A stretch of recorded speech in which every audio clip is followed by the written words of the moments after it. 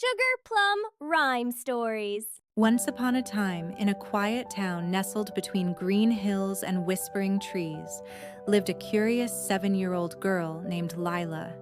She had curly brown hair that bounced when she ran, a wide grin full of missing teeth, and the biggest imagination in the whole neighborhood. Lila loved many things: picking blueberries, painting rocks, and making up stories with her cat, Whiskers.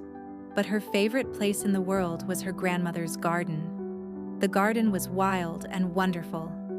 Roses climbed over wooden trellises, morning glories curled around fences, and bees buzzed busily from bloom to bloom. In one sunny corner stood a giant sunflower, taller than Lila herself. Beneath it was her thinking spot, a soft patch of grass with a perfect view of the flower beds. One warm afternoon, Lila lay in the grass, watching a ladybug crawl across her finger. "I wish something really magical would happen," she sighed, "like meeting a fairy." Just as the words left her lips, the air shimmered. A breeze tickled her nose. The petals of the nearby daisy began to glow. Lila sat up quickly. Ding! A tiny bell-like sound danced through the air, and out from behind a tulip fluttered the most enchanting sight Lila had ever seen. It was a fairy. She was no taller than Lila's hand, with sparkly wings like dragonfly glass, hair the color of honey, and a dress made of purple petals. Glowing dust twinkled around her as she hovered, smiling. "Hey, hello?"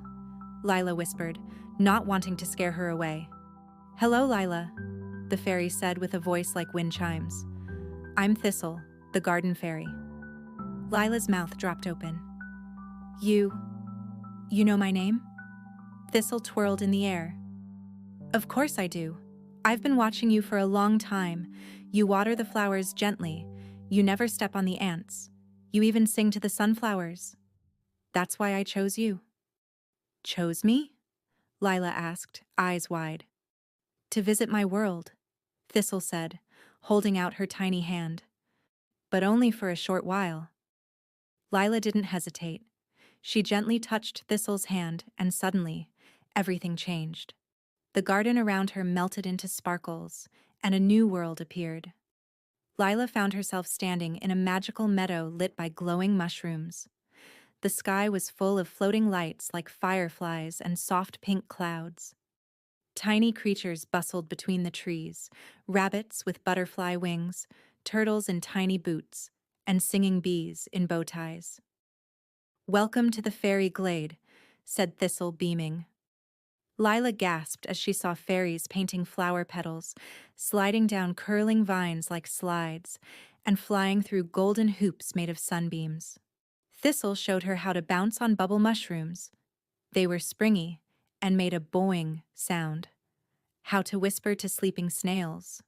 They liked lullabies. And how to sip petal tea that tasted like strawberry and mint.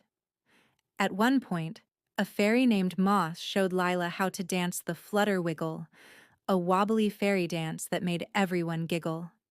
As they sat by a crystal-clear stream where the water sang lullabies, Thistle handed Lila a glowing stone shaped like a heart. "This is a charm," she said.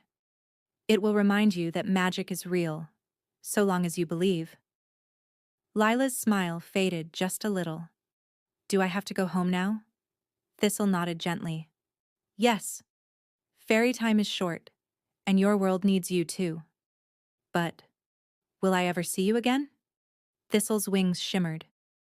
"Any time you care for something small, believe in something big, or sit quietly and listen to the flowers, you're close to our world." Lila hugged her tiny friend and closed her eyes. When she opened them, she was back under the sunflower in her grandmother's garden. The sun was just starting to set, and Whiskers had curled up next to her. In her palm was the glowing heart-shaped stone. Lila looked around the garden. It looked just the same, but now she saw it differently. Every breeze could be a whisper. Every petal could be a door. And every time she believed, she might hear that tiny bell again.